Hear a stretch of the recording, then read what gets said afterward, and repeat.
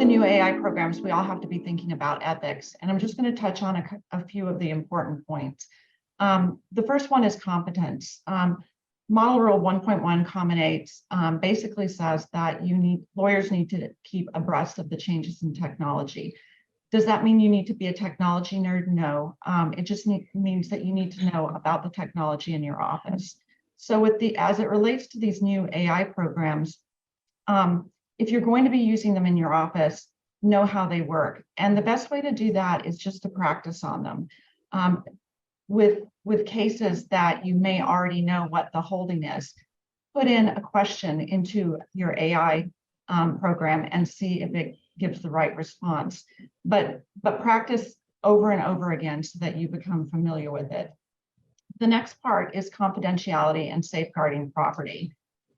It's really important to make sure that you don't put in identifying data points of your client into these programs, because once you put them into the query, they're gobbled up and they're gone forever, and they could actually be used, be given to other users. Now, OpenAI and Microsoft have given assurances of data security, but these programs are so new that there's probably bugs in them, or we don't quite know how this data is being used. So just be very careful about how you use it. And if you are going to potentially use it as a way to lower the cost for your client, make sure that you get an informed consent signed by your client, putting in the data points that you're going to be using and the risks associated with that.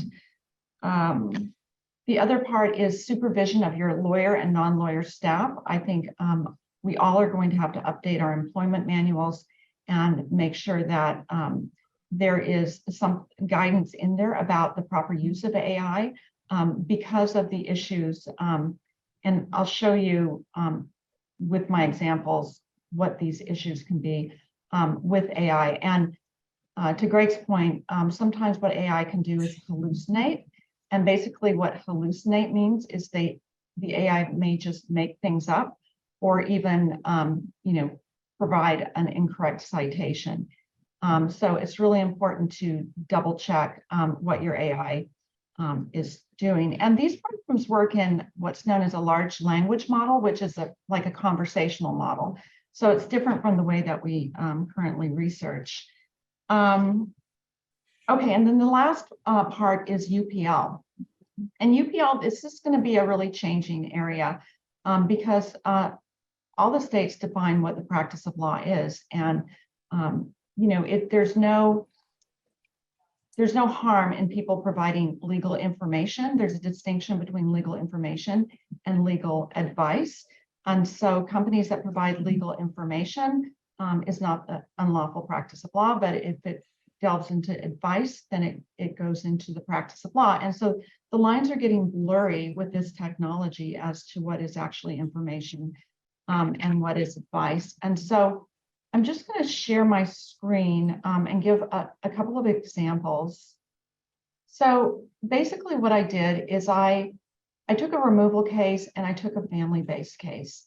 And I wanted to test out two programs. One is Perplexity AI, which has a lot of current information, more current than GPT-4, Bard, or Bing Chat. And then the other one is a family-based case where I pretended I was a pro se. So in the removal case, I put in this query into Perplexity, something that I already knew, but actually is one that's very nuanced if you practice removal defense in the Ninth Circuit. So it's solicitation of a controlled substance in violation of the RCW section, a crime of moral turpitude within the Ninth Circuit. Perplexity actually did a really decent job in providing me citations.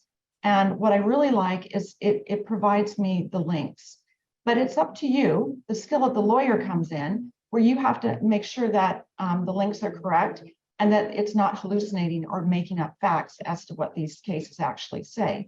So you can use it as a co-counsel or a tool, but it doesn't replace your legal research ability. And then what I also like about Perplexity is it will give you additional prompts, maybe things you haven't thought about. So here are the 3 additional prompts it gives you. So I think it actually for removal defense perplexity is the best that I can see right now. I mean, so many programs are going to be coming out, so this will be old news by tomorrow.